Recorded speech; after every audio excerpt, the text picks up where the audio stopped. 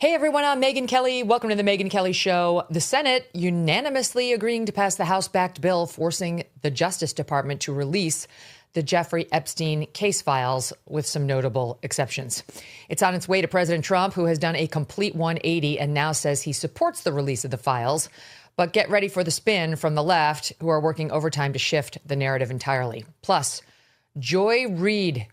We actually have something nice to say about her. She did something very good. We'll tell you what it is. Joining me now for reaction, Buck Sexton, co-host of the Clay Travis and Buck Sexton Show. Don't miss a moment. Subscribe to this show on YouTube and follow me on Insta, Facebook, and X. Throughout history, what's the first freedom tyrants try to silence? Religious liberty. Because when your rights come from God, not government, they cannot be taken away. You lose this freedom, you lose America. That is why First Liberty Institute is offering a free guide, America's First Freedom, the antidote to tyranny. As we approach America's 250th birthday, learn how to protect, defend, and celebrate this sacred right, just as our founders intended. Get your free copy today at firstliberty.org/Megyn. That's firstliberty.org/Megyn. Paid for by First Liberty Institute. Welcome back, Buck. Great to have you. Hey, Megyn. Thank you so much. How's that for a tease on Joy Reid? Okay, let's start with the weirdness that I don't even know what this is. Maybe you can explain it to me as a former CIA guy. This Democrat military video where you've got Senator Elise Slotkin, who's truly terrible. She pretends to be moderate, but she's actually a rabid leftist. And Senator Mark Kelly of Arizona, who's a Democrat, married to Gabby Giffords, for some reason decided to urge U.S. troops to ignore any illegal orders. Not even exactly sure what they're saying here. It feels very insurrection-y. Here it is. We want to speak directly to members of the military and the intelligence community who take risks each day to keep Americans safe. We know you are under enormous stress and pressure right now. Americans trust their military. But that trust is at risk. This administration is pitting our uniformed military and intelligence community professionals against American citizens. like us. You all swore an oath to protect and defend this Constitution. And right now, the threats to our Constitution aren't just coming from abroad, but from right here at home. Our laws are clear. You can refuse illegal orders. You can refuse illegal orders. You must refuse illegal orders. No one has to carry out orders that violate the law or our Constitution. We know this is hard. And that it's a difficult time to be a public servant. But whether you're serving in the CIA, The Army, Our Navy, The Air Force. Your vigilance is critical. and know that we have your back. because now, more than ever, The American people need you. We need you to stand up for our laws, our Constitution, And who we are as Americans. Don't give up. don't give up. don't give up. don't give up the ship. Oh, Lord. Pete Hegseth tweeted out in response to this is stage 4 TDS. What are they doing? Well, first off, it's funny. Slotkin was, like me, a CIA analyst working the Iraq issue, although we didn't coincide, or I didn't actually work directly with her. But the CIA cannot afford any more damage to its reputation than it has suffered in the last, depending on who you ask, decade or many decades. But that's just the whole video, Megyn, is really an extension of that. Remember the hashtag resistance? That was the big thing in the initial Trump administration. People just saying, resist, do anything you can. And there was that guy who pretended to be, now he pops up on MSNBC as like a third tier panelist. Yes, anonymous. Yeah, anonymous. And people were like, if this isn't Jared Kushner, clearly it wasn't. But like, if this isn't somebody really important, this is the most grandiose, preposterous essay ever written. And sure enough, it was some preposterous stooge. And yet here we are again with people who are effectively saying, throw sand in the gears of government, do whatever you can. Now, I know what they're going to say. Oh, an illegal order, you can't follow. Okay, what's the illegal order? If there are illegal orders, What are they even talking about? No one even knows what they're talking about. But what I'm saying is, if there's illegal orders, tell us what they are. Tell us what the problem is. Right. Why are you reminding us? This would be like Megyn badgering a witness on the stand. Excuse me, sir, do you know that you're under oath for the 5th time? The judge is going to be like, yeah, we all know they're under oath. What are you doing, right? It's meant to be kind of an underhanded swipe at the administration. And I also think it's their attempt to start to lay the groundwork, if you really want to know, I think that if we have a Democrat administration, heaven forbid, in 2028, they're going to try to bring effectively a war crimes tribunal together over these strikes on the narco-terrorists. I mean, I think you can basically set a timer to that. Okay. So is that what you think it is? Because I genuinely didn't know what it's not an effective ad because I'm very immersed in politics and I have no idea what they're addressing. I was like, are they talking about ICE? You know, because they've been pushing the lie that ICE is running out there arresting American citizens. Is that what it is? Or is it the narco strikes? Like, is that an illegal order where, you know, President Trump has designated these cartels as foreign terrorist organizations? They're trying to bring in lethal chemicals to kill our sons and daughters. I have no idea. So who exactly are they talking? Like the guys who run those bombers who are taking out those narco ships? What do you think? Yeah, I think that their plan is that they're going to, again, do they have control of the Senate? Do they have control of the House? Do they have the White House, right? That's going to factor into this hugely. But let's just say they take the House. They're going to really push on this issue. They are right now setting the groundwork. They think that the strikes, meaning the Democrats, the Democrat establishment, and I've talked to people who, let's just say in the national security sphere, are already seeing the rumblings of this, already seeing the beginnings of it. So this isn't just me coming up with this out of thin air. Although, again, I worked in the CIA, so I have some idea of how these things go. They are going to say that these are war crimes and that these are illegal strikes and that they're unjustified, and they're going to hold a whole bunch of hearings over it. It'll be a bit like, for Democrats, a revisit of, black sites and waterboarding and, oh my gosh. Now, the problem they're going to run into, Megyn, I just want to throw this out there, and from your legal mind, I think you'll appreciate this a lot, is that Barack Obama droned American citizens without trial abroad, including a 16-year-old. And there was no, this was just a 16-year-old U.S. citizen. You go back to the Anwar al-Awlaki stuff, and they tried very hard not to have this out in the press, and they still pretend like, oh, well, this was something that maybe happened, maybe it didn't happen. I mean, this is what the New York Times and all these others have ended up reporting. So if you're allowed to drone American citizens who are not engaged in any active anything other than plotting, right? You could say they were plotting, like Anwar al-Awlaki. Didn't Obama set this precedent? Also, the massive acceleration of the drone strikes in parts of Pakistan, the Northwest Frontier Province, the federally administered tribal areas, Waziristan. They're blowing up people left and right, including women and children. By accident, but it didn't. Which he bragged about. But Obama bragged about how good he was at killing people with his drones. And exactly. And so that all happened. And so what you're going to see is they try to say, well, that's different. That was war on terror. And really, it's different because he's a Democrat. He was Obama, the sainted Obama. But I really do think that that's the plan here. And this ad is the beginning of them creating this whole, it's like no kings, war crimes. You're starting to see the beginning elements of the hashtag resistance come back together again. So I really seriously question the effectiveness of this whole messaging, because in no way to diminish what happened on 9/11 or what happened thereafter, but we have lost more people to fentanyl in this country, young people, than we lost in 9/11 and the post years, including all the firefighters and all the military blood and treasure that we sacrificed. Like the human toll on this fentanyl crisis is beyond measure. And it's of our youngest, best, brightest, kids who have it all in front of them, who make one mistake and take a pill they thought was an Adderall that's laced with fentanyl, and they're dead.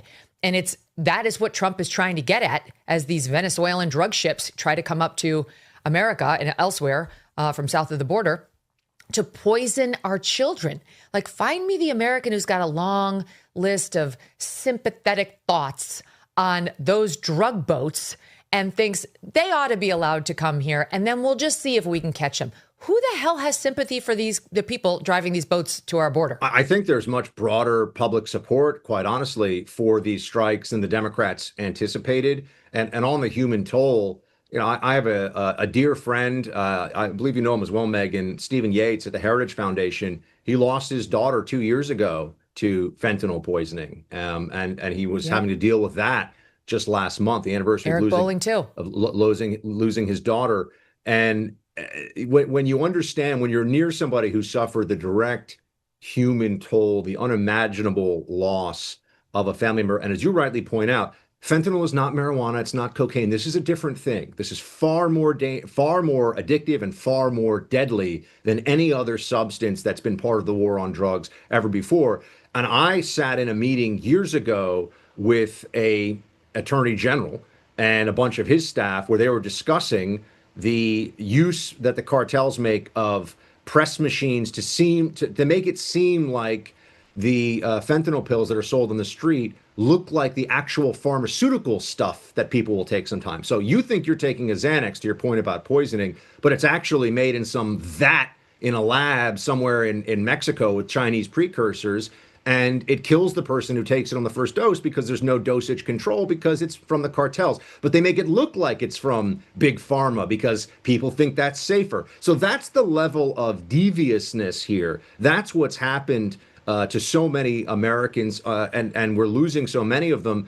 And what we've been doing isn't stopping it, right? So that's the other part of this is we can continue to lose 100,000 Americans a year to this, or we can change the game. And that's the Trump approach.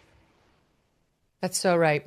A moment on Alyssa Slotkin before we leave this topic. I can't stand her. I sat in on the Pete Hegseth confirmation hearings. She stood out in her terribleness. Here's just a reminder of who she is and how she tries to talk about how reasonable she is. I'm from Michigan. The same voters who elected President Trump voted for me. So I get them. I totally get them. And I'm former CIA. I'm of this industry, so I understand the military. But here's who she really is. Watch. Is there anything that a commander-in-chief could ask you to do with the uniformed military that would be in violation of the U.S. Constitution? Senator, anybody of any party could give an order that is against the Constitution or against the law. Right. Okay. So are you saying that you would stand in the breach and push back if you were given an illegal order? I start by saying I reject the premise that President Trump will be giving you've done your any genuflecting illegal to him, orders but at all. This isn't a hypothetical. Okay, you're going to be in charge of 3 million people. The active duty that I know you care about, I believe you care about.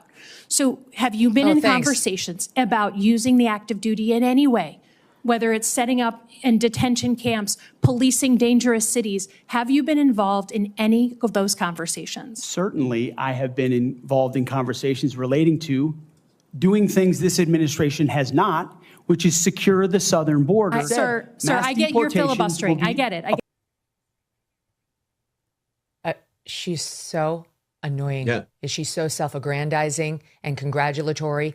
And there she was there. If you played out the whole thing, Buck, she continued. The whole cross-examination of Pete was about how Trump is going to give an illegal order and he's going to execute it. And here she's back again. What illegal order has been given? They're making it up. There is no illegal order. And by the way, Trump has immunity for orders given in his capacity as commander-in-chief. The U.S. Supreme Court just so found a ruling with which she should be very familiar. Yes, well, this is playing right into Trump derangement syndrome. I know there was recently a guest I saw on Fox who's a psychotherapist, and he said that he's dealing with a lot of patients who should be described as having a clinical Trump-based anxiety disorder, and that is what Trump derangement syndrome is.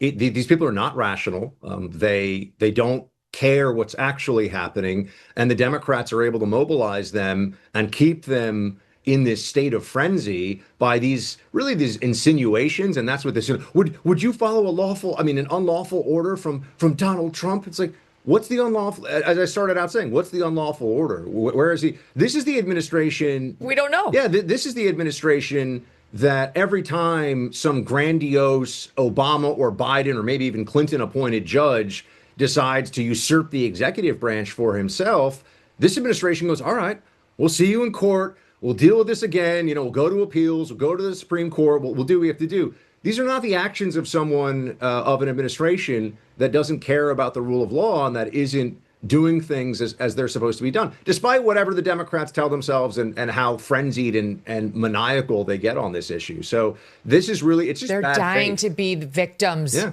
They're dying to be like victims of his legal excesses. And, oh my God, we knew he was going to issue an illegal order. And now he's doing it without even specifying what the hell they're talking about. It's a failure on a PR level, and it will be a failure if they pursue it legally, These people are saying that he's a keep Nazi. going. And if you really think that Nazism has taken over America, you belong in a straitjacket in a rubber room. Like, you need a lot of help.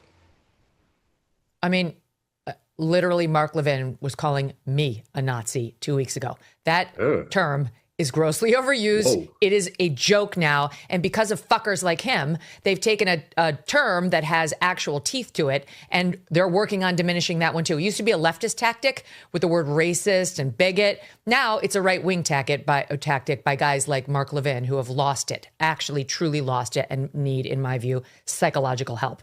All right, let's keep going to Epstein, because lots of news in that. Why do you think Trump reversed himself after, like, literally a week and a half ago, was called Lauren Boebert, Republican, into the Situation Room to reportedly lean into her to not vote for this Jeffrey Epstein file release bill that was making its way through the House? Like, he was picking on individual Republicans to get them not to vote for it. She wouldn't agree. And then within hours, Trump did a 180 saying, I'm in favor of it. Now I'm in favor of it, which led to a near unanimous passage of the bill in the House, and then a unanimous passage of the bill in the Senate, which prior to that reversal, there's a question about whether it would even get a vote in the Senate. Now it not only got a vote, it passed immediately last night. Now it's headed for his desk where he says he's going to sign it. And I have my own theory on why he did the 180 and what's going to be withheld. Because he does control the DOJ that's got these files. But what's your take on it? I just want this issue to be something that we have the full transparency needed to move beyond, at least in the day-to-day. This sort of constant, what I view as the speculation Olympics, because what happens is people just approach this, not you, and I hope, not me, but a lot of people.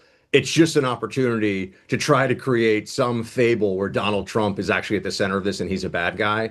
And the Democrats are so desperate for that. Okay, but on the Trump part of this, here's what I see. Knowing Trump for having met him a very long time ago and having known him obviously throughout the administration, his two administrations, I would say he does not like to be told what to do. And I know that sounds very basic, and what does that have to do with this? He didn't want these released, and the fact that the base is effectively demanding, and the Trump base, and I know this because of my radio show, I hear from them every day, the Trump base is demanding Epstein file transparency. So he doesn't like to be feeling like he's overruled. So I think there's just a stubbornness, quite honestly, with this. And then I think from Trump, and I think that there's which has been overcome, and I think that there's a frustration from Trump as well, that now here we go again. He's going to be like the fake news, ABC, CBS. They're saying that, like, I'm involved in this. We've already been over this. We've talked about it a million times. I mean, the timing of this from the House Democrats releasing some of it right when the shutdown turned into a giant belly flop of epic proportions for them. That was obvious, and he was right to call that out, Megyn. So I am absolutely confident that there's nothing in there that is truly derogatory about Donald Trump. There might be some things that people can insinuate, and they will, but I don't think there's anything that's truly derogatory or I should say shows culpability of any kind. And I think that he's just frustrated with all the stuff around this. I will say the administration made some big mess ups here. And not Trump, but some of the people that work for him. July. Yeah, they screwed up on that. And they just did. And we have to be honest about that. The binders, that was foolish looking. And then the Pam Bondi talking about it and not talking about it and what's going to happen. Or I have them on my desk. So there were PR missteps, but that's a world of difference from Donald Trump is hiding the smoking gun. He's not hiding the smoking gun. People need to get a grip. The walls are not closing in on him. And I hope that finally when these files come out, that will be that. It's so disgusting because the media's determination to make this story about Donald Trump has completely bastardized the whole story. Yeah. The story's not about Trump. It's about Jeffrey Epstein and his disgusting pals who were using and abusing and sexually molesting young women for years. They have nothing to suggest that Trump was one of them. He was friends with Jeffrey Epstein, but the main alleged victim they've been pointing to on Trump is on the record under oath saying Trump never touched her and that she never saw him with another woman. And all these alleged victims who keep going on NBC and so on, they all say, no, nothing on Trump. There is not a single woman who has said, yes, I was trafficked by Epstein to Trump. There's one who says Trump walked into a house with Epstein and allegedly fondled her upon meeting her. Okay, that's what the best they have so far. And they're waiting for some sort of smoking gun in these materials. So I think Trump did his 180 because he had to. He knew he was going to lose it.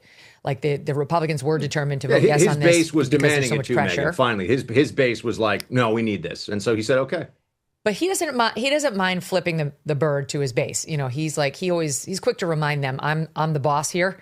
But he was going to lose the vote in the House, and he didn't want to look like he did tell the base that they did something he didn't want the first time around. Basically, he was like, "Shut up, guys, we're done talking about this." But they didn't stop talking about it, and so So I think he had to do the 180 just to save face, and then that made the ball, go even faster in the House and then the Senate. And now he's got to sign it. But look, there are enough exceptions to what the DOJ has to turn over that if Trump were really worried about a document or two, there is the potential that he could just designate it classified and we wouldn't see it. They're not releasing classified documents, and they're not releasing anything that would reflect identities of victims and so on. Like, look, I don't believe for one second that the Epstein scandal is about Trump, nor do I believe Trump trafficked girls, nor do I believe Trump ever raped or sexually assaulted a girl that we're going to see in these files, or that's even in these files. But I do think something has gone on that changed his opinion. And given that he controls the DOJ, Pam Bondi answers to him, he's got to have some level of comfort that nothing's going out there that's going to completely crush him. Because otherwise, I think he'd be standing where he stood in July, which is, we're not doing this. Move the hell on. Yeah, I think that this was one of the rare times where Trump, through the pressure, you cannot bend Trump if you are anti-Trump, right? I mean, that's like he has an invincibility, an unstoppable force when it comes to, if you're a Trump hater, if you're Trump deranged, he doesn't care what you say, he doesn't care what you do. It is a rare occasion when Trump voters can say, effectively, Mr. President, we need you to do this, and you can't tell us that we don't want this. And this is, I think, one of those occasions. You point out rightly that he was going to lose the vote in Congress if he didn't go along with this, but that's because Trump voters were telling people in Congress, you jokers better get this done. We're watching you too, right? So it was really a groundswell of everybody, including everybody rather on the Trump side, saying we can't let this thing go. We actually have to get more transparency out there, and so that's where we are. But yeah, I have no. There have been times where something's going to drop and it's going to hurt somebody on the right, and maybe it's even going to hurt Trump. And I'm like, look, I got to brace for impact. Going to speak about it honestly. We'll work through this. It's not one of those times. Like I'm not sitting here saying to myself, oh my gosh, when the files come out, how are we going to explain whatever's in there about Trump? First of all, if he did anything wrong, people on the right would be outraged about it. But we know he didn't because we would already know.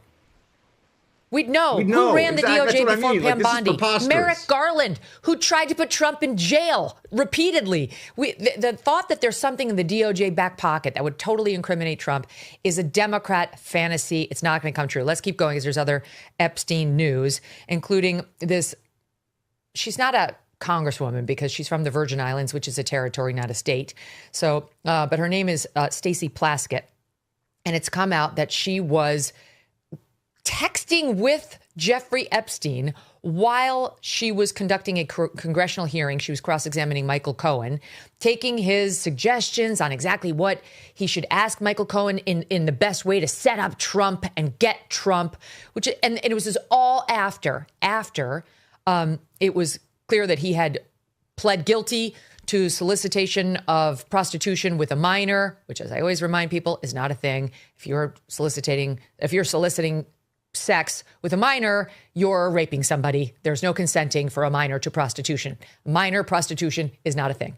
In any event, she had no problem corresponding with Epstein post that. And then the Miami Herald piece broke, which really blew the whole Epstein scandal wide open, in November of 2018. And this is post that. So this is post that, where she's texting with him. It's February of 2019. She's texting with him like he's her BFF on how to get the goods from Michael Cohen. So now the House decided, should we censure her for doing this? This is so disgusting, and it's really given us a black eye. And they decided not to. The vote was very close, but it did not pass. And Buck, Hakeem Jeffries goes out there and says, I want to get the quote exactly. During the debate on the resolution, suggested Republicans were targeting Plaskett because of her race. Oh, the race card. That's the reason. Couldn't see that one coming a mile away. Yeah. Yeah. Do you believe this crap? Look, here's something else that Trump has been saying about this issue. And I truly believe that he is frustrated that this is still a thing that we have to talk about. And as I said, the administration made some missteps and fed into that a bit. And some of the administration figures, including people I like and respect very much, were kind of part of fanning these flames and then trying to douse them, which is a little bit of a difficult dance to do, like fanning the flames of, we need transparency. And then it's, well, I mean, we gave you as much transparency as we can. Like that was a tough. You're good. That was a tough turnabout. Pivot. But I would say on the broader issue, Trump is saying, look at who was really involved with Epstein. Meaning, and when I say involved, I want to be very clear, because I also think it's important ethically and legally to be very specific. And I would caution other people out there in the commentary space or listening to this or just, in their own social media, like, don't accuse people of things for which there is no evidence, especially when you're talking about sex crimes, because they will and should sue you. You can sue. And will win, okay? Because you can't go around saying someone's a pedophile because you don't like them. And I think that there's going to be a lot of people that are trying to find something in this trove of released documents so that they can attack their political enemies, right? So that's one part of it. But it's Democrats who were involved as friends, associates, longtime companions, frequent companions at the island on the plane. It's Bill Gates, it's Bill Clinton, it's Reid Hoffman, you go down the list.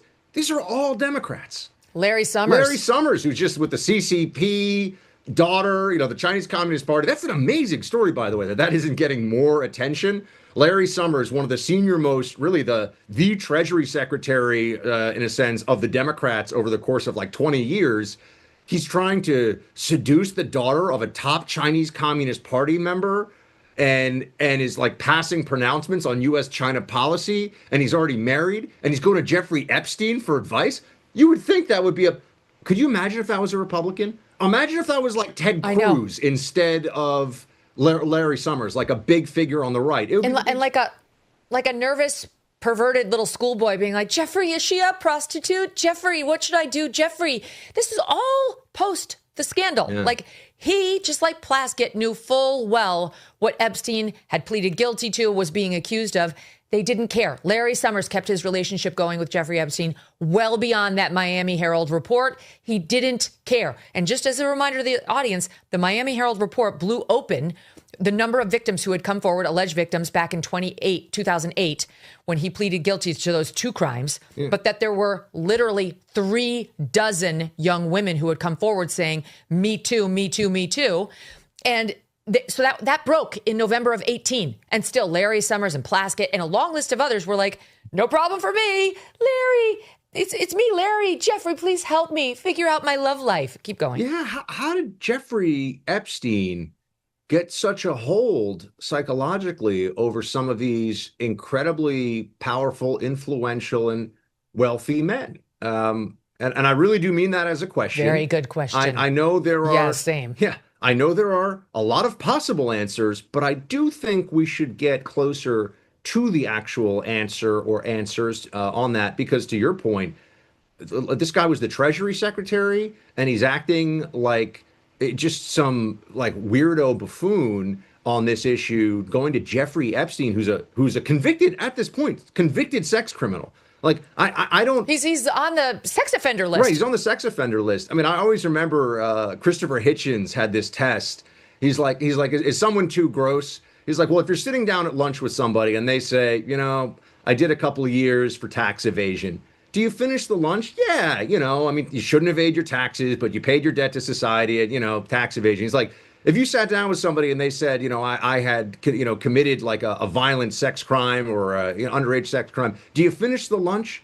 No, you do not finish. Yeah. You're like, what the heck? I raped a minor. Yeah. I raped a minor. Sure. How about dessert? You're not, you're adjourning the meeting, right? And so all these people who were around Epstein seem to be willfully turning, it's not even turning a blind eye. I mean, I guess they didn't care. And then the other part of this, though, and I wanted to get to this, because this is still, and I would ask anybody, we will hear people say things like, well, we know where Jeffrey Epstein's money came from. That is a lie. That is not true. Yeah, we do not know. We do not know where his money came from. I mean, for some reason, this kind of gets chirped around. Oh, we know where his money came from. We absolutely do not. You can go on AI of your choice. I'm a grok man myself, but you go on AI of your choice and say, where did Epstein's money come from? And it'll say, not really clear. A bunch of, Megyn, $600 million, this is the kind of money and that's what they found. I'm sure there was more that was stashed in numbered accounts in some of those little jurisdictions where people still can hide money. $600 million. People say that he was a tax expert. I have a tax expert. Great guy, by the way. But he's not worth $600 million. You know what I'm saying? Like this no. is, you don't make, someone gifted him. Have you ever seen that? I mean, you spent a lot of time in Manhattan too. Have you ever seen the house that Epstein lived in? It's the nicest, biggest house in Manhattan, or at least pretty was much at the time. It's like, I mean, it is like a Rockefeller era mansion extraordinaire. I think it's something like an $80 million home, and it was given to him. Now, the thing about money is that you can trace it. You can follow these flows. Why don't we have, I want to see more so even than, a lot of the questions that are sort of floating around now, because I think that if there was anything, again, I think if there was something in this release, we would have already found out. This is what I've been saying about all the JFK files, by the way, and that's also been true. I was in the CIA. Super cool secret stuff doesn't stay secret for long because somebody eventually wants to be the one who blows the whistle on it. But I want to know where the money came from, because I think that's the single most powerful. The townhouse was gifted by Victoria's Secret founder Lex Wexner. Right. And I mean, I think a lot of us have questions about how close he was to Epstein, why, for how long, why he continued it, and why he would give him these extraordinary gifts. Would love to know more. Yeah, and that's okay. That's the $80 million house. $600 million stashed away. This guy had a private island and was running his own. Was running his own jet all over the world and getting all these people. He was able to impress with his wealth and connections the wealthiest and most powerful people. Not all of them, obviously, but a number of them. Prince Andrew. On the planet. Bill Clinton. Yeah. Bill Gates. It's a long list. All right, let's keep going. So, I mean, it's just, there's more to discuss here. Bill Gates is like, wow, this guy's really got something. What has he got, Bill? You got a lot of money. Why are you flying, Bill, and let's not forget why Bill Gates' marriage broke up. Melinda Gates is on record as saying one of the reasons was she was very uncomfortable with his relationship with Jeffrey Epstein. And also, he has a serious penchant for young women and seems to be somewhat of a sexual dog for somebody his age. I mean, he seems to like them, on the younger side, and the parties with the young women and infidelity to his wife, allegedly. And look, it's disgusting. Doesn't mean he's a sexual predator, but as long as we're taking a hard look at all of Jeffrey Epstein's associates, like Donald Trump, no man who was close to him is safe. We're allowed to look at Gates. We're allowed to look at Summers. We're allowed to look at Clinton. And thanks to Trump, we will be having a DOJ investigation into some of them. Okay, I want to get to this because it's just so dumb. Jasmine Crockett. She's so dumb. I knew you were going to say her name, by the way, just based on the way you were setting this up. She's so dumb. Here she is in SOP 4. Let's listen. Folks who also took money from somebody named Jeffrey Epstein, as I had my team dig in very quickly. Mitt Romney, the NRCC, Lee Zeldin, George Bush, Win Red, McCain Palin, Rick Lazio. I just want to be clear. If this is the standard that we're going to make, just know we're going to expose it all. Oh, my God. She's talking about Dr. Jeffrey Epstein, who's not the Jeffrey Epstein, who made those donations. Her crack team uncovered the latest list of possible predators. No. Honestly, she's lucky she said that on the House floor because she could get sued like that if she didn't. She's too dumb to be a member of Congress. And that's saying something. There was Buck. a story, and this is sound like a diversion, but it just reminds me too much of this. There was a story at Amherst, my college, where the student committee that invites speakers, this is back in like the early 80s or something, when people still use phone books. They wanted to have Jesse Jackson, and so they invited the Reverend Jesse Jackson from Chicago to come speak. And no one figured out until the Reverend arrived that it was a different Reverend Jesse Jackson. Oh no. Yeah. Oh, this just happened to was it The Guardian, who tried to interview Bill de Blasio, Yes. former mayor of New York? I love that guy. And they got the wrong Bill de Blasio, who gave him a big interview about his thoughts on it was Mamdani. amazing. And it was totally the wrong guy. I give this guy the act. First of all, you know what Bill de Blasio is? I've been when I used to fill in for Rush, I remember I popularized this, and people in the Rush audience to remember this. Do you know what Bill de Blasio's name was? Warren Wilhelm. He changed his name. What? Yes. Go check it out. Go check it out. No one ever believes me. Grok it, everybody. Go Warren check Wilhelm. it out. That's a much better name than Bill de Blasio. Bill de Blasio. Hey, he wanted to be Bill de Blasio, the union guy. You could trust him. Bill de Blasio from down the block. He changed his name. His name was Warren Wilhelm, and he changed it. And I just think that that's one of the most kind of astonishing name changes. But it's very telling. By the way, I was wrong. It wasn't Guardian. It was Times of London, just for the record. I mean, honestly, the irresponsibility of just throwing things out there as a sitting representative is can we just stunning. for a second, though, speaking the Bill de Blasio guy who's not Bill de Blasio giving his thoughts on the mayor's race. I love that guy. That guy's amazing. I know. He's like, hey, they wanted my thoughts on Mamdani, so I gave them. Yeah. The Times of London was just doing a spiral for days thereafter. Okay. Kara Swisher has some thoughts on where this release of the Epstein Files, which is coming now after it's been passed by both houses of Congress and is going to Trump's desk, on where this is going. Here she is in Stop 5. I do think this is it. There is definitely a photo of him in some fashion. And so if there's a photo, I think, the pussy grabbing thing was voice, which was problematic enough. But there's a photo like what happened to Andrew. I think it's game over. And then we have President fucking JD But if Vance. forced to speculate, wait, hold on. You think this ends his presidency prematurely? Yes. He'll be sick. He'll be that. Yeah. I do. I think he's not going to make it to the end. Be careful what you wish for. I think JD Vance is I agree. scarier. Hello, I just called him a couch fucker to San Francisco. Just checking in on the normal left. So the Epstein thing will bring the Trump presidency down, and JD Vance is a couch fucker, according to Kara Swisher. Yeah, those are supposed to be like the two leading intellectuals of the new left, or the established, sort of new establishment left, if you will, because they're on the podcast side. And Kara Swisher, my only interaction with her ever was her just astonished that I didn't think that masks outside was a good policy. So, I mean, I'm one of these people who looks at them like, these are not smart people.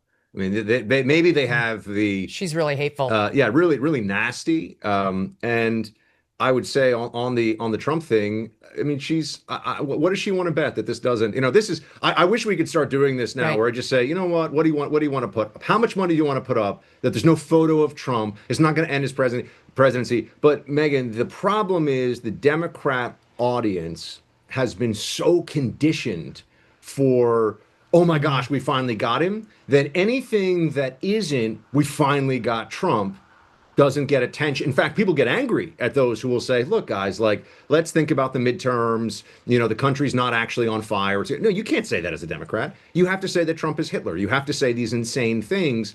And she's just playing into them. What she said is manifestly stupid. And in a week or in a day or whatever it is, when we see what comes out of this, it won't be true. And what she said will look asinine, but she'll just move on to something else. And that's the plan. But remember when James Carville predicted that Trump wasn't even going to make it to mid-February of 2025 on his term, that this was the beginning of the end. He was going down. He was going to implode.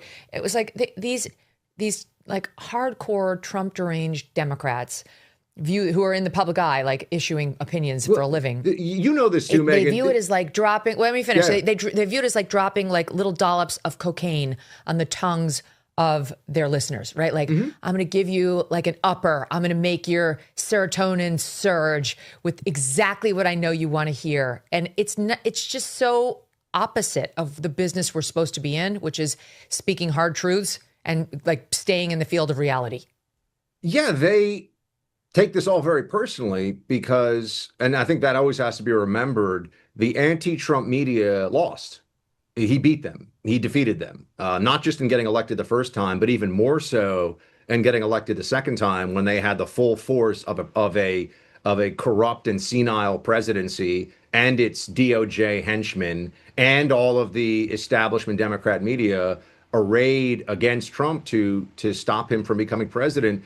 And now also because of shows like this one and also the ability to say things freely on X, they just don't have the same hold on the public's mind and even the public's imagination that they used to. And I bring it up because they're deeply resentful. The New York Times, to well-informed people, is a joke.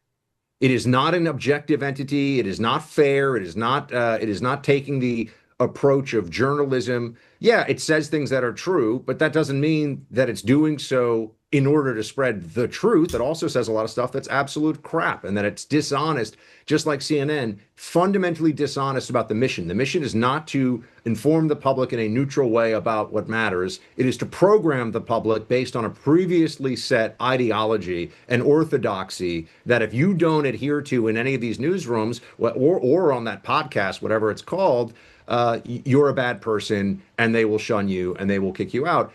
Trump beat them. He beat all of them. And so this is why I think the bitterness, yes, the audience craves that bitterness, to your point about like putting a little bit of, cocaine or whatever out there for them, like the old experiments with the hamster and the pedal, like has to get more cocaine. Yeah. See, beyond that, though, I think that a lot of people who think of themselves as like the guardians of our democracy in the media realize that I look at them, and I've been doing this now for 15 years, and I'm like, you people are just jackasses, honestly. And you've done a huge disservice to your audience. And to your point, let me give you another Kara Swisher thought. So that thing about JD allegedly effing a couch was completely made up by some blogger when Trump and Vance were running against Kamala. And it was literally just made up out of thin air. Somebody claimed it was in his book. It's not in his book. Just read the book. You'll see it's a lie. And they just did it to smear him. And now, in the anatomy of a smear, it gets raised over and over by dishonest people like Kara Swisher. And so understanding that she could get sued if she let that, hang in the air as she just did, she decides to fix it. And this is how she fixes it. Take a listen to SOT 6. Just what's been released now is crazy and problematic for the president, obviously. And I think he hasn't had an eruption in all day. JD Vance is gone. I don't know where he went. He usually gets on and gets all mad about things and, sits on a couch, etc. And he has not been I have to. I don't think he fucked a couch, everyone. I don't. I don't think he fucked a couch. But the fact of the matter is, I think he could. See, that's where I feel about him. It's not even, it's not funny. It's not clever. It's not. She's disgusting. She's gross. And people that are laughing at that, I feel sorry for them because they have been so programmed. They are the left-wing lemmings, although fun fact, lemmings actually don't commit mass suicide. That was totally fabricated by a Disney documentary. Conversation for another time. Something you learn, Megyn, you have me on your show. We learn fun things. We talk about fun things together. We do. Yeah. But they have been so programmed, they have been so brainwashed by their own media that they just they would rather, you could hear it was an uneasy laugh because I think at some level they must recognize that what she's saying is, he's a sitting vice president, what she's saying is dumb, it's based in nothing, it's disrespectful, it's just childish. He's got young kids. It's childish. He's got young kids. It's like, really, you have to drag him with a completely made up lie. His children are going to see this like, you're so gross. Well, but they just don't care. This is the thing. There's no humanity. On the right, we actually there are a lot of people on the right who, whether you agree with them or not, they are actually impressive individuals. They're people of considerable character, talent, skill. thinking of somebody like JD Vance, of course. I mean, his story is amazing. People know Hillbilly Elegy. But he's an incredibly high wattage guy. He understands these issues. You look at Marco Rubio, you look at Scott Bessent, you look at the people in this administration, and whether or not you agree with their decisions and think that they have tremendous wisdom, they definitely have tremendous IQ, ability, talent, backgrounds. And then you look at the Biden administration, and you look at the Democrat bench, and you look at the people that are making decisions. It's a clown show. And it's you not see just Jasmine Crockett. Yeah, it's not just because I disagree with them. I mean, the top people around. I mean, Karine Jean-Pierre is a moron. I don't like being mean. By any objective measure. She's an idiot. She's truly a moron. And Joe Biden wasn't smart before he had the dementia, has always just been the slimiest used car salesman of a politician on the planet. And then you look at Kamala. Kamala's a moron, okay? Not an intelligent person, not impressive in any capacity whatsoever. Yeah. Tim Walz. Tim Walz, not an impressive person. You go down this list and you compare, and an objective party or somebody who's just trying to look at things for what they are goes, on the one side, you have people who, men and women who in their own ways are badasses and do cool things and have been successful. And you look at the leadership of the Democrat Party, and they're a bunch of whiny, DEI-obsessed, pro-transing your kids, open borders, wackos. And this is the fundamental problem the Democrat Party has. They can't seem to find a way to get around this. On that subject, here is Scott Jennings on CNN. And he's raising questions about whether this panel's willingness to run toward Trump's in the Epstein Files in a way that's going to bring him down is sound reasoning. And he gets this back from a guy named Joshua Doss. Watch this exchange, Sot 7. Scott, you keep saying, well, he didn't do anything. There's no indication of criminality. If that's true, he should be elated that we're putting these things out. If that's true, it is true. Can you name any evidence? I would like to see the evidence. What I'm saying is... You think after 10 years of public life, you wouldn't know it already? No, I don't. That's exactly the point. Oh, my goodness. Scott, this is an IQ test. Don't fail it. Come on, man. Scott, 10 years Donald Trump has been in public life. That's embarrassing. Just real quick, I just want to bring it back to something that just happened. I feel like I just heard Scott call into question this black man's intelligence with the IQ test. That's what I feel like I heard that. And so I just want to say something. This is what it sounded like. You want to make it racial, go ahead, but it's ridiculous. Well, I mean, I think that... By the way, we know each other and we're friends. I know this man. He's a smart guy, and we're having a debate. We're having a debate. Don't make it into so. We don't even know each other, but we do. This actually relates back to the topic that we're having, Scott. There is you're sitting here with so much confidence without seeing all of the documents that Donald Trump is innocent. There is a presumption of guilt that a black man walks around the United States with, that I have been watching Donald Trump navigate this situation with the presumption of innocence that is never afforded to us. Okay, first of all, it's presumption. It's not presumption. Second of all, calling out somebody to say this is an IQ test, let's see if you pass it, can be done to a white person, a brown person, a black person, an Asian person. Get over your obsession with your melanin. It's ridiculous, Buck. Well, playing the race card just doesn't work the way that it used to. And that's why you can tell Scott's not, he's like, he's calling it out. He's not worried. He's like, oh no, what's going to happen to me now? Am I going to get fired? Is my career over? Am I going to be kicked out of, polite society? Because everyone understood what Scott was saying. He said it is an IQ test. He wasn't even really referring directly to the guy's IQ that he's talking. But this is what you're going to see more of this. There's a desperation. The way the left has to argue, unfortunately, is stuff like this, because on the primary issues, they're just wrong. On the big issues of the day, they don't have good arguments. You can call, even if he said, you are dumb, you are failing the IQ test, you're stupid. And I know that from your inane analysis here. You can say that to a black man. It's actually disrespectful to say you cannot say that to a black person. Black people are just like white people. Some are dumb, some are smart, all are capable of withstanding an insult or an offensive comment. And to pretend there's a special category of group who we can never insult because somehow it cuts more deeply is to otherize black people in a way that we really want to stop doing and kind of started to stop doing 50 years ago. It's only recently that they've renewed the request to put themselves in a special category. It's a no. Yeah, I'm very pleased that American society has evolved to a place in recent years where we can just treat everybody like individuals and human beings. We don't have to put everybody in these DEI-obsessed boxes, and we can treat each other as adults and as equals, truly, and not play games like what you just saw there on air, which was just bad faith. I mean, watching Scott Jennings on CNN is definitely a guilty pleasure. It's a lot of fun watching him slap these people around, but nonetheless. Just the clips, because literally nobody's watching the Abby Phillips show. Buck Sexton, thank you, my friend. Always great to have you. Great to see you, Megyn. Thank you. Coming up next, Andrew Kolvet and Blake Neff from Turning Point and The Charlie Kirk Show. Don't miss that. You know about FOMO, right? Fear of missing out. But listen up. Don't miss out on protecting your future. For around the same price per month as one of your streaming services, you can break the FOMO cycle and secure your family's future by finding life insurance at SelectQuote.com. SelectQuote takes the guesswork out of finding the right life insurance policy. You don't have to sort through dozens of confusing options on your own. Instead, one of their licensed agents will find the right policy at the right price for you, comparing prices from most trusted insurance companies to find a policy that fits your health, your lifestyle, and your budget. And they work for you for free. Life insurance is never cheaper than it is today. Get the right life insurance for you for less and save more than 50%, 50, at SelectQuote.com/Megyn. Save more than 50% on term life insurance at SelectQuote.com/Megyn today to get started. All right, let's go. Isn't it great to be together? It's so great to see you. You're not alone. It's only the liberal media and the haters who want you to think that. We're in the majority right now.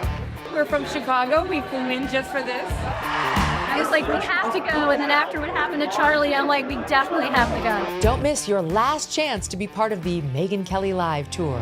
It's a very important time in our country, Megyn. Stand firmly. Do not waver on the truth.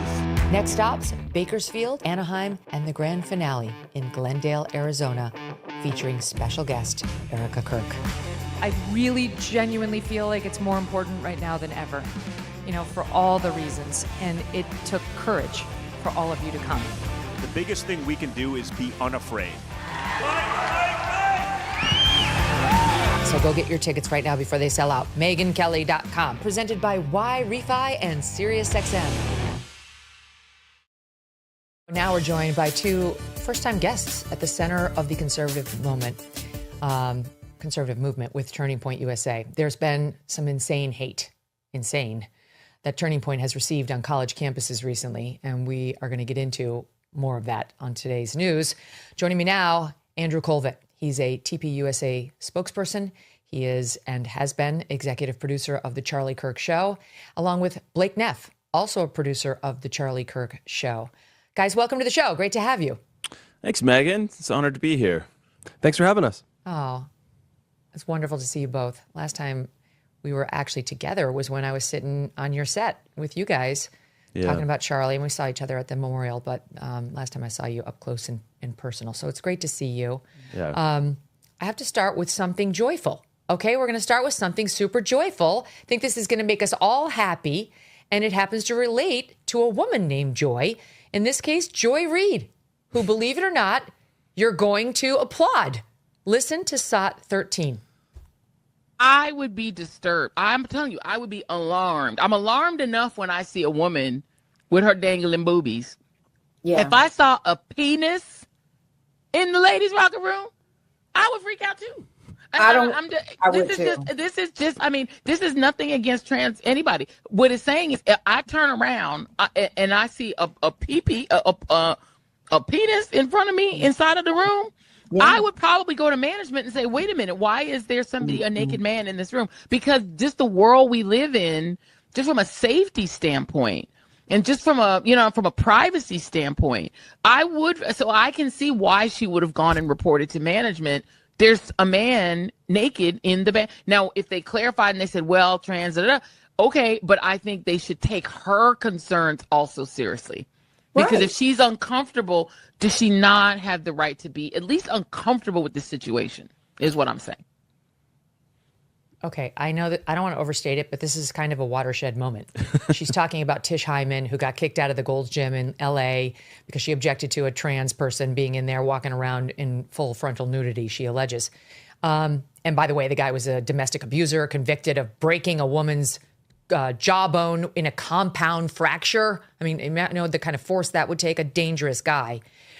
And I know it's like, okay, maybe it's because this woman was black and she's a lesbian and Joy Reid's like, okay, I can shout her out. But I don't really care. It actually is very important to have somebody who's such a committed far left person come out and start standing up for women's rights against these trannies who are invading our locker rooms and our bathrooms and so on. And so I genuinely applaud Joy Reid for doing this. I genuinely applaud her, and I welcome her to the fight, and I hope she stays on the right side. I think this is a very, very good sign. Long odds, Megyn. Andrew? Long odds. Blake, what do you mean, Blake? What do you mean? She's crossing over on one issue. And like on this issue, as somebody who had this all wrong back in like the 17, 18 timeframe myself, I can say, like, when somebody sees the light and joins the right squad, we should welcome them with open arms, even if we disagree on literally everything else. Yeah, I mean, I'm a big fan, Megyn, of, you know, not having a totally insane opposition party. The country would be a better place if we could get the basics right and we could come to an agreement on, you know, there's men and there's women. They do not belong in each other's locker rooms. Those type of things should be common sense, but increasingly, you know, they haven't been. And so, yeah, I'm with you. I mean, I find Joy Reid a really, really detestable race baiter. I find her opinions largely impossible to listen to and agree with. And by the way, Charlie felt the same. One of our favorite pastimes was commenting on Joy Reid's incessant insanity. And so, but listen, I'm with you. Yeah, this is good. More of this, Joy Reid. More, because you have a long way to go still. That's where I net out here. Yes, she does. But it's like the people we're trying to influence who are still in the dark ages on this issue are all the people on her side. They are much more likely to listen to Joy Reid than they are to the three of us. So it's true. It's great. No, it's true. I'll take all the support and help we can get. And especially because this really is a women's rights issue. You know, it's not like guys aren't complaining about fake men going into the men's room. It's the other way around, that we really do need a united front from actual women who are the ones going into these spaces and finding themselves endangered. And that's why this woman, Tish Hyman, who just threw down over this issue, she was a game changer. This woman has not stopped talking since it happened, and she's very effective. She shut down a San Francisco group meeting on this with the terrible Scott Wiener, who's a nightmare, who may be elected to Nancy Pelosi's seat. And she appears to have convinced Joy Reid. So go, Tish, go. Okay, lots more to discuss. And almost none of it is as uplifting as the Joy Reid moment. I'm just gonna tell that to you honestly. Let's kick it off after her with Jack Schlossberg. He is JFK's grandson. He is running for Congress. He is, in my opinion, fucking deranged. Sorry, I know you don't swear on the Charlie Kirk Show, but we do here on the MK Show, as you know. He's, I really think, an insane person. I think he's not well. There were reports that his mother, Caroline Kennedy Schlossberg, really did not want him to run for Congress, which is what he's doing in New York. And I think it's because she knows her son is nuts and probably deserves to be locked up in a facility as opposed to running for Congress. Kind of a different place you can get locked up for being a nut. He's come out and gotten the white glove treatment, including by Maureen Dowd at the New York Times, who completely whitewashed his insane social media history, where I'm just going to give you a couple of examples. There is one here where he is, do we have it? Yeah, this is a video, I don't think it's a soundbite exactly, but he's doing the Nazi salute over and over and over again. SOT 22. Watch. Yo, check this out. Yo, check this out. There's one. Yo, check this out. There's another one. Number 3, 4, 5, 6. Didn't we all just live through a fake Nazi salute gate with Elon Musk literally just saying thank you? My heart goes out to you. That it was nonstop covered by the left-wing media for days, for weeks. This, totally whitewashed, not an issue for the New York Times nor anyone else. All they hear is a Kennedy who hates righties. He's in. Thoughts on it? Go ahead, Blake. I'm very tired of the Kennedy thing. I think I'm the youngest one here. It feels like this strange boomer artifact to be like continuously obsessed with this family because of its, presidential figure who disappeared from, the scene 60 plus years ago. At least this guy doesn't have the Kennedy name. I think that will make it less bad. And also, at least in that video, he seemed kind of weird. Immediately, he's going to be Jack Kennedy Schlossberg, which is not his name, but go ahead, Blake, sorry. No, actually, you shouldn't be giving them these free ideas. They'll probably do that now. Yeah. But I guess that also, maybe we have more videos on him. I'm not super familiar with his work, but he doesn't seem as charismatic. He doesn't exactly seem to have the Kennedy magic. He seems a little twitchy. Disturbed. He's Here, a let troll. me just give you one. We're going to go through a few. But he's disturbed. I'm going to play a couple of them, but I just want to, and you're going to really have to forgive me for this. Let's see, he's 32 years old. He posted on January 20th of this year a piece, a post, in which he said he was making fun of RFK Jr., his cousin, and the Maha movement. And he wrote, "I will have a Maha energy ball." He proposed a recipe, I'm reading here from the Free Beacon, that called for several ingredients, including, again, please forgive me for this is his words. These are 2 ounces of Jew blood, Ashkenazi, not Sephardic, baked at 300 degrees until totally dry like your wife, wrote Schlossberg, a Yale graduate with law and business degrees from Harvard. He went on to say that, he was calling for them to add, again, forgive me, semen into the energy recipe. I think he used the word jizz. And this is the man who gets this treatment from MSNBC when announcing his run, SOT 18. But Trump has been seemingly obsessed with dismantling your family's legacy. He's declassified previously classified Kennedy assassination records. He's paved over the Rose Garden, which your grandmother last renovated. He recently razed the Jacqueline Kennedy Garden with the demolition of the East Wing. He sought to mogify the Kennedy Center, and he also even wants to repaint Air Force One so that it no longer has, as he's put it, a Jackie Kennedy color. What do you think Trump's trying to accomplish here, and does it make your decision to run for this seat that much more urgent? My grandfather's legacy of service means a lot to me. It's not just my family's legacy. It's generations of Americans and New Yorkers who fought and sacrificed to build this country. And he is dismantling that legacy. He is so obsessed with the Kennedys and the Kennedy name and the Kennedy brand that he caged one and put it in his cabinet, a rabid dog in his cabinet, put a collar on my cousin RFK Jr. and has him there barking, spreading lies and spreading misinformation. Just see, he's just a normal guy.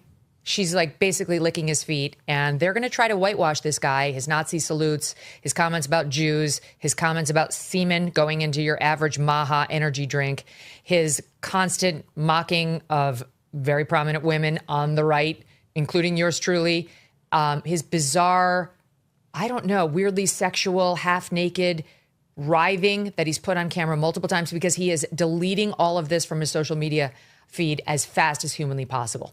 Yeah, my take on this guy is that he's a left-wing troll.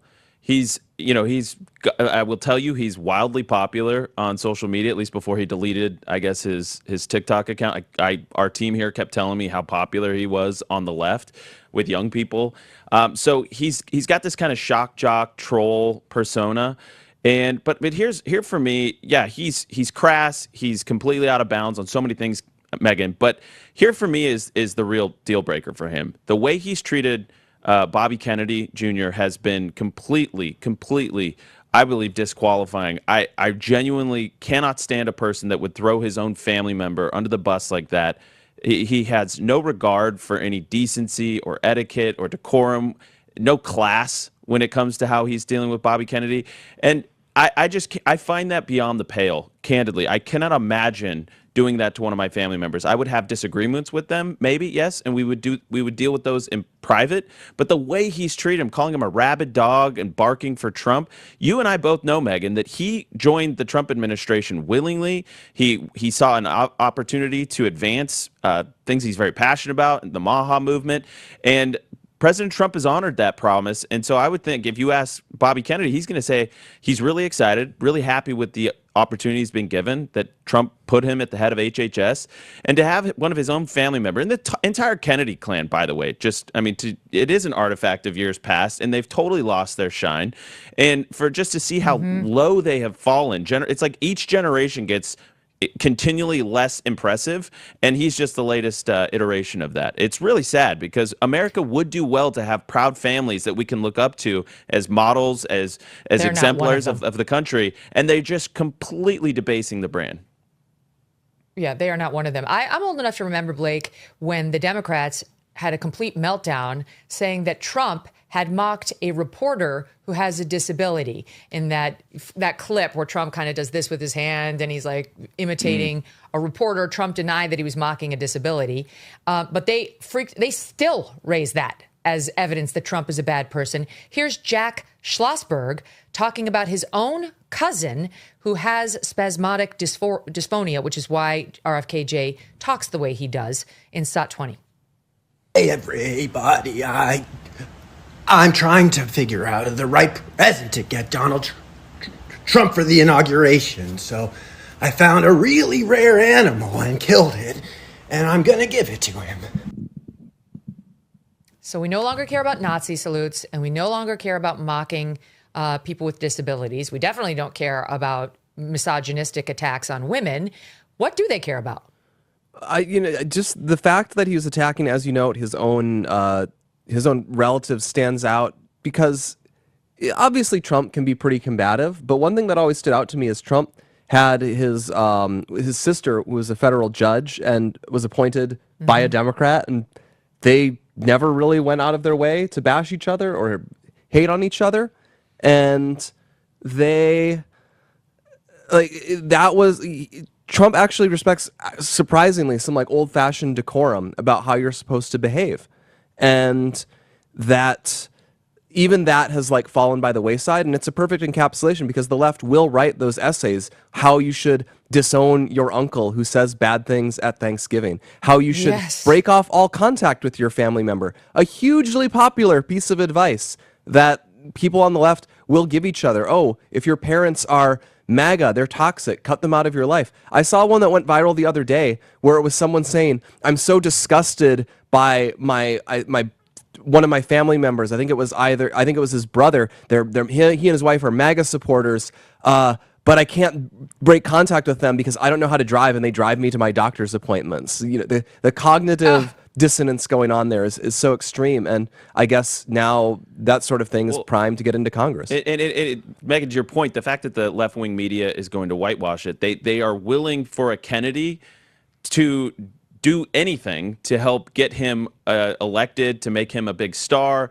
because they're desperate for stars. They're desperate for white men that are stars, candidly. And I'm very happy that he's got the last name Schlossberg, which is hard to say, and it's not that attractive of a last name. I'm just going to say it.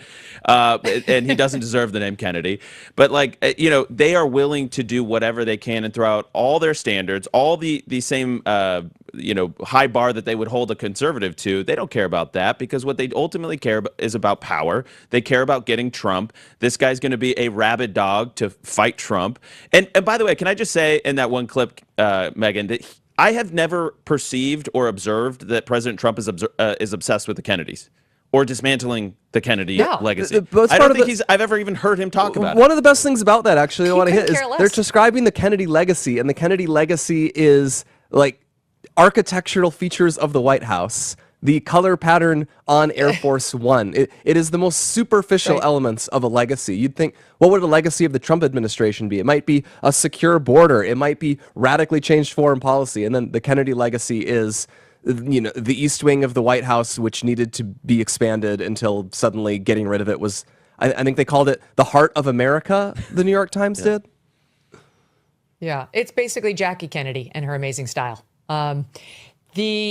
we got to go on now to less pleasant things, which brings me to Katie Couric and her exchange with John Fetterman. I think I speak for all of us when we say you kind of wanted to smack her. We wouldn't smack her, but we kind of wanted to smack her when we watched this incredibly obnoxious exchange. It's so obnoxious, you guys. I almost never run a soundbite more than 1 minute on the program. It's just my own rule. I think they go on too long if you do. This one is 3 minutes, and there's a reason for that. Sit back, buckle up, and I don't know if I can say enjoy, but watch. Here we go. Do you think that flags should have been flown at half staff? Do you think his body should have been flown on Air Force Two? Do you think he should have posthumously be given the Presidential Medal of Freedom? I think some people felt that that was perhaps over the top in terms of mourning someone like Charlie Kirk. How did you feel about that? I'd say that was his choice and his prerogative, and that was really entirely up to him. Did you have any issues now in hindsight over some of the things that Charlie Kirk said and some of the rhetoric he used during his life? I didn't agree with much of it. I didn't closely follow his specific kinds of views, but I did. I'm sure you learned about them after his death, though. No, I haven't done a deep dive on it. We've all seen that terrible video. Perhaps if you've seen the actual video, I have. And it's like appalling. And that's part of the political violence. And from what I'm saying, it's like that's unacceptable. And engaging in a debate and views I strongly disagree on, that's part of the American democracy. And for me, it's that would never justify what's happened. And I just chose not to take the opportunity to argue his views after children lost his father in the most violent public way. I mean, so that's, I would say the equivalent on the left might be, say, Mr. Piker. I strongly disagree with his views. But I'm appalled if something like that happened to him. Oh my God. I mean, that's, we have to disagree in better ways where, you're going to solve it by shooting people. And that's why the kinds of rhetoric, we have to turn the temperature down. Extreme rhetoric makes it easier for extreme reactions or to justify them. I think some people might say Charlie Kirk's rhetoric was extreme. I think that's the conversation that happened. People condemned political violence, but they also felt a great deal of discomfort with his language, suggesting that these kinds of words lead to violence. I don't know. I'm just kind of sharing my observations as I saw the conversations unfold. Yeah, I agree. I mean, I think we agree that we probably didn't agree with much of what he said. And I think I'm sure we both agree that you shouldn't shoot people, and you shouldn't execute them in public. And I think that's two things must be true. That free speech, I'm an absolute free speech guy. And you have the right to say these things, and you definitely also have the right not to get shot by sharing your views. 5 times she tried to get him to condemn Charlie. 5 times. And 5 times he kept going back to, this is not the time. You don't start condemning a man's rhetoric after he's just been assassinated. All you do is condemn the political violence.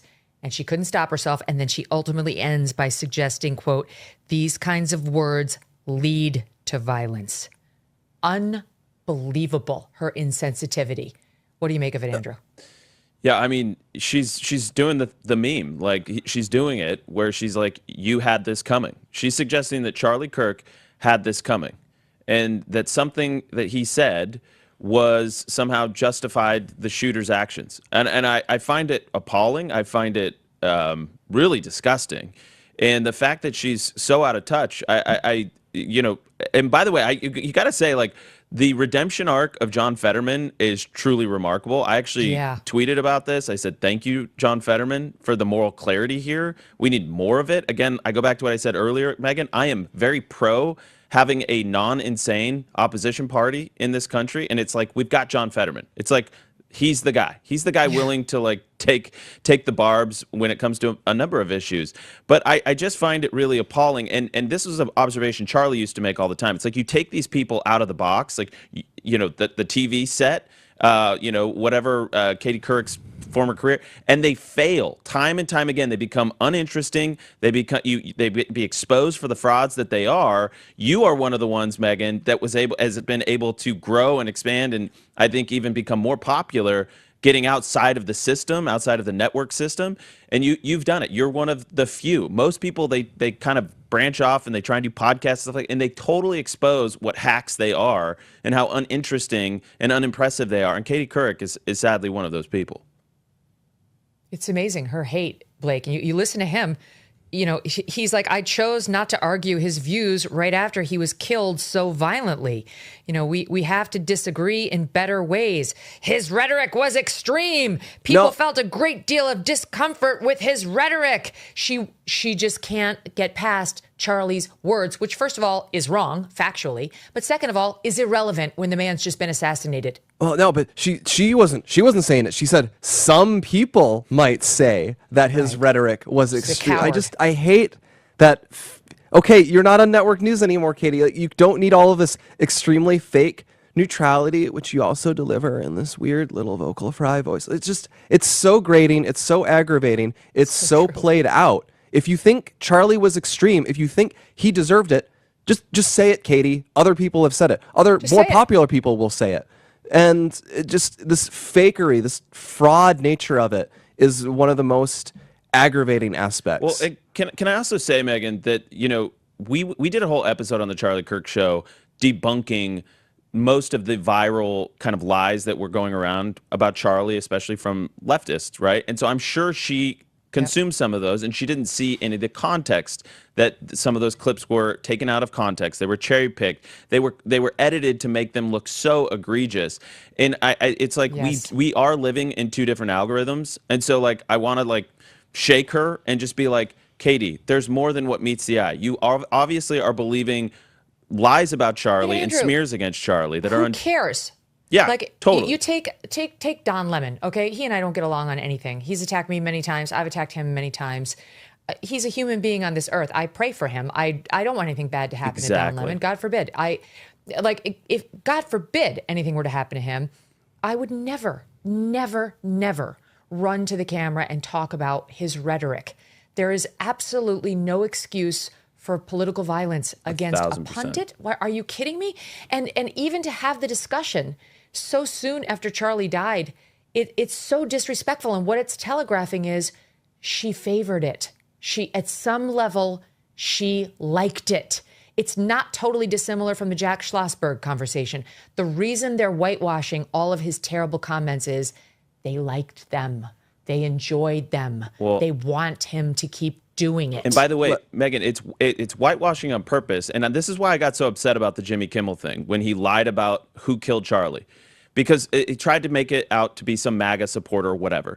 What that communicates to the world, what Katie Couric's communicating to the world, that if you do these heinous acts, if you commit violence against people that had it coming because we don't like the things they say or their ideas, that we're going to whitewash it and we're going to celebrate it. And you saw this also with Mangione, where you had like Taylor Lorenz saying that he was hot and that like he was somehow, you know, attacking an evil system, and therefore this United Healthcare CEO had it coming.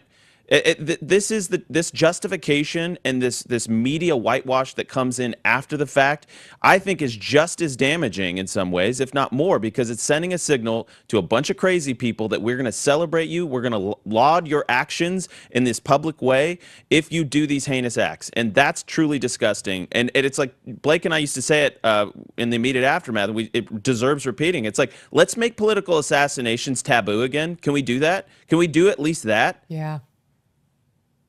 Speaking of Taylor Lorenz, here she is just this week, I think it was, doing an interview with Jack Mack, who's just launched a podcast series. I think he's from Barstool Sports called Journalisming. And here's what she told him. This is this week, SOT 30. So we're in Central Park. We are. This is the place that Luigi Mangione fled to and then got away. Yeah. Oh, yeah. You famously have said that you felt joy on that day. I felt joy that we were acknowledging the barbarity of our healthcare system. So do you? I stand by that 100%. And you felt joy. There was memes being shared in your group chat. A CEO has been dead, and like you also called. I think you called Luigi. Is he a hero in your mind? I've definitely never said that. What I would say is that, yeah, I've definitely never said that in my life. A morally good man? Definitely never said that. I said his supporters view him as a morally good man. All right. I don't think we actually know much about his morality or kind of really much about his ideology. I think he's a reactionary. So do you think centrist. he's like a good person? I have no idea. We don't really know. I would say bad. We can't be like don't? going out and shooting people right on the street. Obviously. But I think like we just don't even know enough about his ideology and his motivation. Okay, Blake. Who could know? I mean, how could we figure out whether Luigi is a good person? First of all, I just have to commend that host for getting Taylor Lorenz to go outside without a mask on. I'm not sure I've seen that in a while.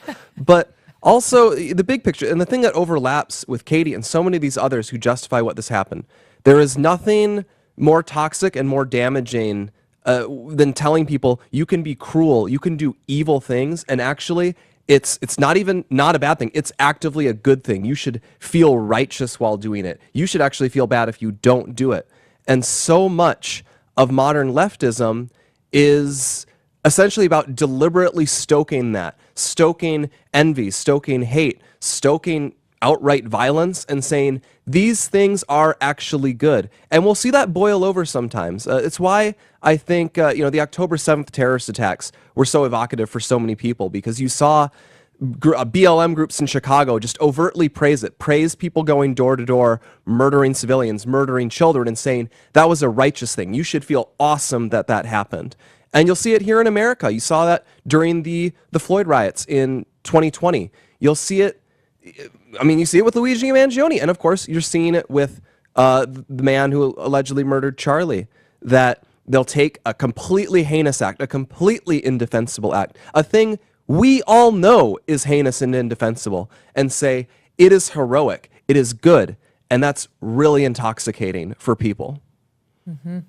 Or even to debate the person's point is to invite more political violence. It's not that we can never discuss health insurance again because they executed the CEO of United Healthcare, but you don't do it right after, or you play right into the assassin's motivations and his goals, and you encourage another one. Same thing about Charlie. You talk about his violent rhetoric, which is a lie. Okay, put that to the side, though.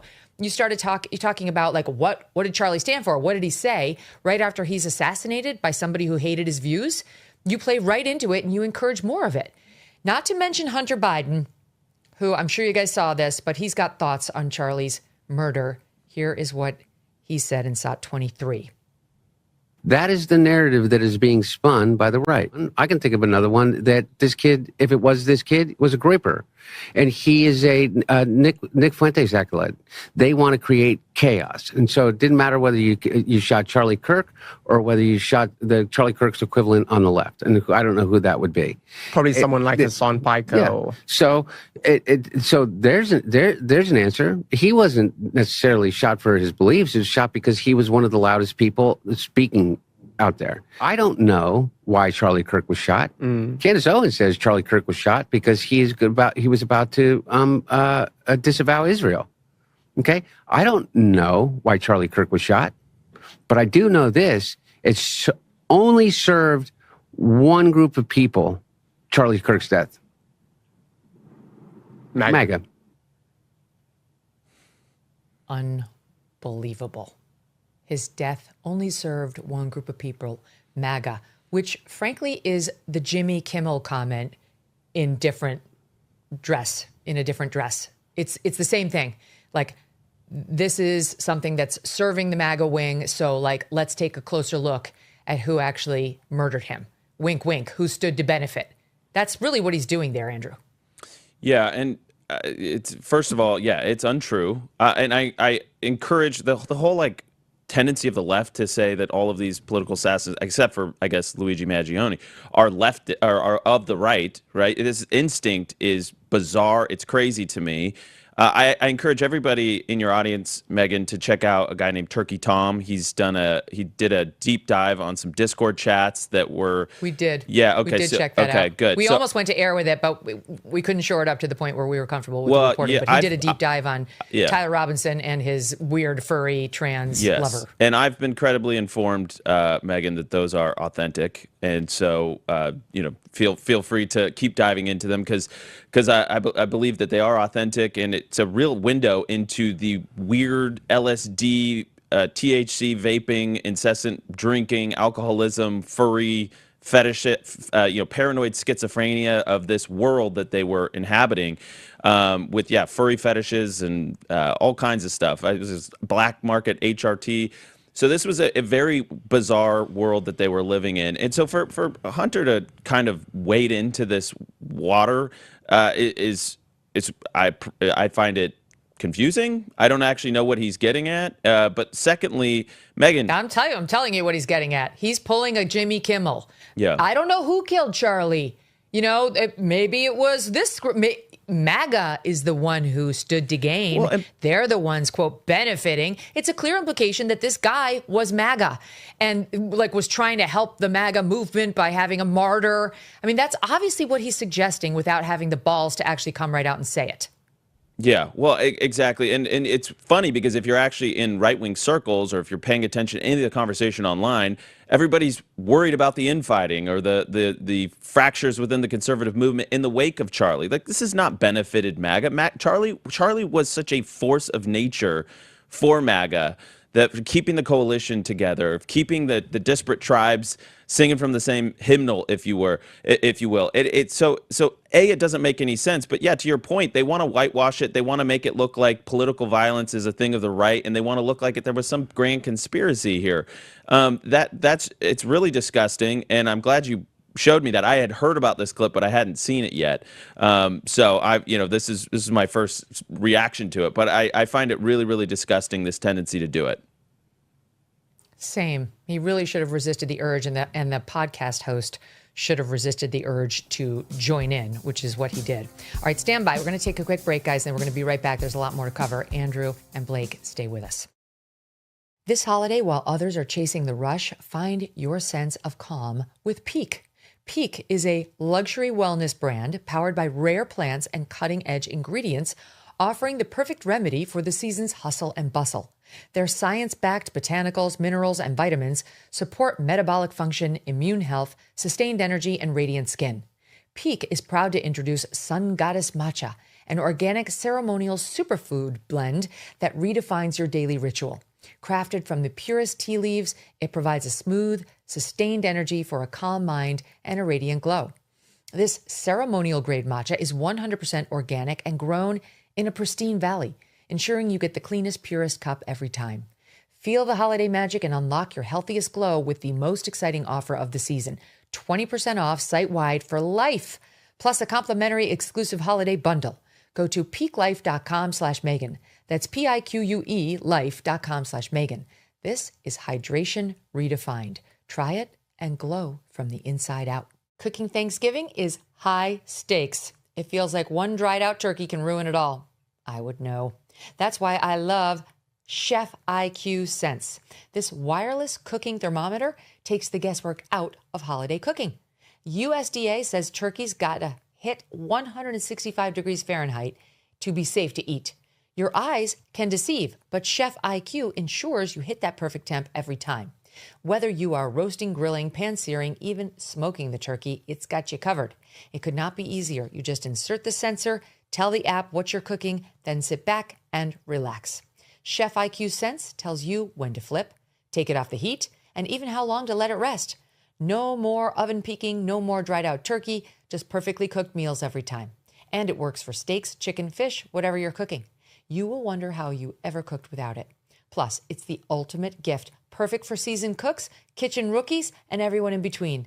Now get 30% off site-wide with code MK at chefiq.com. That's chefiq.com, promo code MK. You mentioned it before we went to break, and I do want to follow up on it. You know, the conservative movement is, I don't want to say it's breaking in two right now, but it's definitely going through some growing pains over the issue of Israel. You guys have been watching it, so have I. We've been right in the middle of it, all of us. I have wondered to myself how Charlie would have navigated this, because if there's one group Charlie knew better than anyone, it was young people. And he saw the split on this issue of Israel coming amongst the young folks before most, since he was so in touch with them. And yet he has, as you guys know, Turning Point has got many Jewish donors who did not feel as the young group feels and wanted him and Turning Point to be much more supportive of Israel. And now that that's only gotten worse, you know, in the past couple of months, like, it's such a tricky issue. And I have asked myself many times, I wonder how Charlie would be handling this. What do you guys think? Yeah, it's an issue that Charlie thought about a lot, talked about a lot, and you're correct. He saw the sort of crack-ups that we're having today coming several years in advance, because he spoke to young people a lot. He read the emails they sent in. He could see the polls. He always would look at what the polls were saying about what sentiment was, and he would talk about this in private too. So you mentioned donors and all of that. He would talk to our supporters who were Jewish or just generally big Israel supporters. And he would say, one thing you guys need to understand is young people are a lot less supportive of Israel. And he would try to chart out, I think, a viable future on that issue, where he would say, guys, we have to be able to make the case that supporting Israel is an America First position. And if we can't do that, we may have to choose a more moderate path forward, where it might be we don't give them as much financial support, but we might still give them moral support. We can still back them up in other ways, but that a big thing driving a lot of the anti-Israel sentiment was when you have overt financial support going to such a degree to another country. And he was always trying to chart that out ways. We were discussing that even up to the point of his assassination. What are arguments we could make towards people who are hostile to Israel, and also what can we make to supporters of it to try to hold the coalition together? Because what he... Oh, but it's very hard, Blake. Yeah, trust me when I tell you. It is very hard. If you want to make space for both sides of that discussion, there is one side that will insist you not. Yes. You know, I mean, the sort of Tucker, more isolationist wing of the Republican Party that's been highly critical of Israel is now, according to the more polite people who are neocon-y, no longer allowed. You're not allowed to have that discussion. And it's one of the things, you know, I've been trying to make space for both sides to discuss it. I know you guys have too. It's very infuriating because it's just the one side who says you're not allowed to let that other side in. Well, so what he would say is what he wouldn't have room for, and what he would say is he has no room for actual anti-Semitism, Drew hate, as he called it. No room for it anywhere on the right, because we're not a hate-based movement. And he would also say, okay, we are an American political movement. You must clearly articulate our political principles in terms of making America the number one priority and the American people the number one priority. And so he would emphasize those key points. And then he would talk about, I think what he would often emphasize is, guys, it's a huge problem if attacking Israel or criticizing Israel is some sort of top issue on the right. That's why he talked about Islam so much in the last few months of his life. He was saying, guys, the clear threat to Western civilization that is unfolding, that is spreading across Europe and coming into America, is Islamization. And also, you know, the Mamdaniism, the various third world resentful ideologies. And those are the things that are poisoning the West. And we absolutely need a united front against those things. And we should be able to unite on that issue. And we can't allow something like criticizing Benjamin Netanyahu to break apart the coalition when there's things that are far more important for us to be worrying about. Yeah, and I agree. Yes. I agree with that.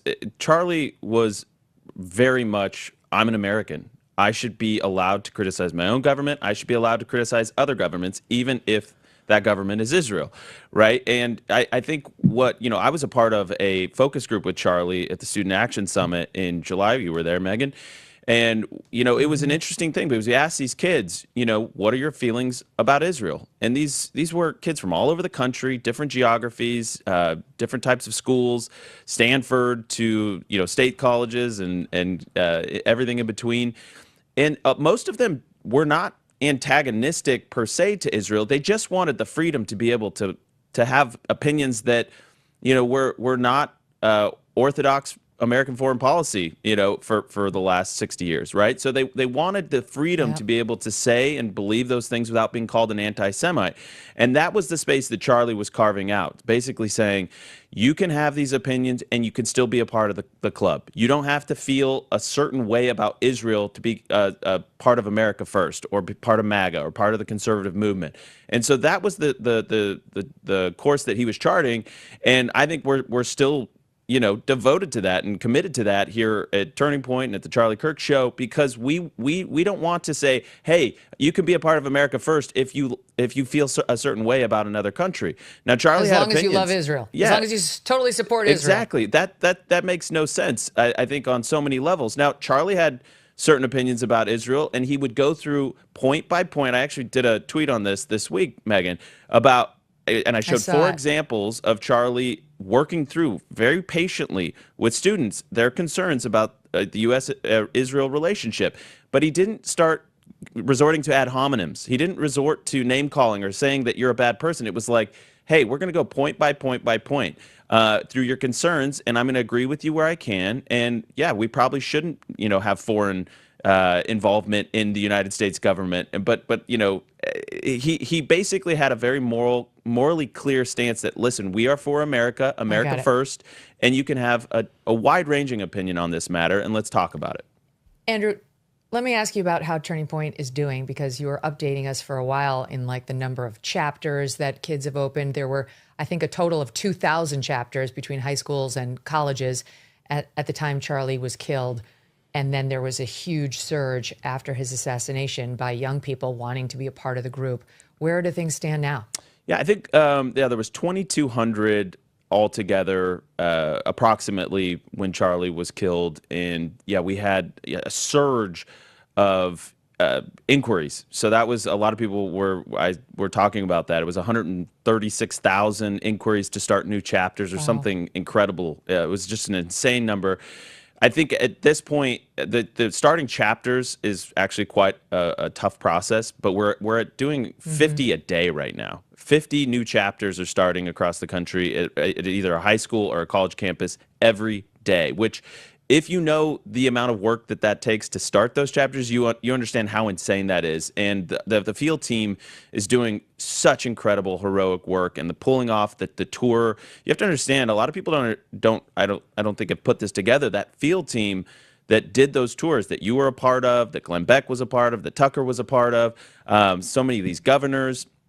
It was the same team that was at UVU, and they were there when Charlie was assassinated. And they kept that tour going out of just sheer sense of duty and honor to continue Charlie's legacy. And when we wrapped that tour up, we told most of them, please take some time off. You deserve this. Go, you need to take time for yourself and to heal and to grieve. But they every single one of them, Megyn, said, we're going to keep this going because we love Charlie and we need to keep the mission going. And I don't know, there's not words enough to express my gratitude and my admiration for them because of just how difficult that was. And, we had a meeting with somebody here at the office. I saw it myself. Yeah. And we had a meeting with somebody at the office. These young staffers, who were clearly still in mourning, who were there at Virginia Tech putting on this event. We got to do business as usual for Charlie. Go ahead, finish your thoughts. Yeah, no, and we met with one of them here at the office after the tour wrapped, and it was, tears in her eyes, and you could tell she was still grieving. She was still hurting. And she's one of the leaders of the tour. And I was just, it's like I said, I can't express to you enough how proud I am of that team, of her. And I hope they take their time and they come back and stronger and just understand what they accomplished, because it was truly heroic. And I think our chapter count, though, Megyn, just because you did ask about that, I think we're approximately at about 6,000. If not 6, just shy of that now. So the number keeps growing every day, but it's truly amazing. And we're going to keep pushing until we have a high school chapter at every high school in the country, and that's 23,000. So we're pretty much maxed out at the college level at this point, but high school, we're going to keep charging ahead. That was one of Charlie's last real mandates to the organization. We want to be we want to Club America, which is our high school brand, at every high school in America. Let's do what the left does and get them while they're young. We've ceded Yes. the fight for the hearts and minds of young people for too long. And that was what Charlie Kirk saw when he was 18 years old and got this brilliant idea for a company called Turning Point. They're not going down without a fight on these campuses, Blake. There was an incident at Purdue University Northwest with a professor interrupting a Turning Point meeting. There was this incident from former professor David Kozak, calling Turning Point USA supporters Nazis at Fort Lewis College on November 7th. Here's that, South 37. Go on, fascists. Go on, Nazi lovers. Don't engage. Come on, Nazis. Let's be kindness. Go in with kindness. Don't take this bait. Come on. Let's be calm. There's no need for that. There's no need for that. We haven't said anything to you. Thank you. Giving the finger to the camera. You're a pleasant human Fuck being. the Nazis. All I can say is such a Fuck pleasure. the Nazis. Jesus loves you. Oh, he The does. Son of God loves you. And he loves Nazis too, huh? No, Jesus loves everybody. Christ, our God loves everybody. He loves Nazis. God loves He everybody. loves haters. I hope you have a very blessed day, sir. It's this toddler, Blake. It really is. It's what we were talking about earlier. When you take an ideology that says, take your worst impulses, go up, be rude to people, curse them out, attack people. I mean, we've seen far worse from professors. We've seen them rip down our displays. We've seen them basically attack students. And of course, we also see it when they celebrate Charlie's murder, which plenty of them have at this point. It is an ideology that embraces all of your worst personal temptations and says, indulge them, repeat them, marinate in them, hate other people, attack other people, hurt other people, and it tells you that is righteous. All of those things you want to do, they're good things. You should feel bad if you don't do them. And the end result is you have lunatics who feel entitled to attack whoever they want, and they're shocked. They're shocked that other people would not want to do that. A bunch of young kids who are in mourning, by the way. Absolutely no sensitivity. He's another Katie Couric. You guys, we're heading to Glendale, Arizona this weekend on Saturday night, the last night of our Megyn Kelly live tour. And we'll be interviewing your new CEO, Erica Kirk, as you both know. I hope I see you there. I salute you for all the great work you've been doing. I'm sending you all my love and support. Thank you very much. We'll see you in Glendale. Good. I hope so, Andrew. I'm going to give you a big hug when I see you. Lots of love. And folks, if you would like to join us, this is the last weekend of the tour where we have 2 stops in California, Thursday and Friday, Bakersfield and Annandale, and then we close out the tour on Saturday night with the one and only Erica Kirk. You can get the tickets at megynkelly.com. Thank you for listening. We're back tomorrow with our friend Link Lauren and more.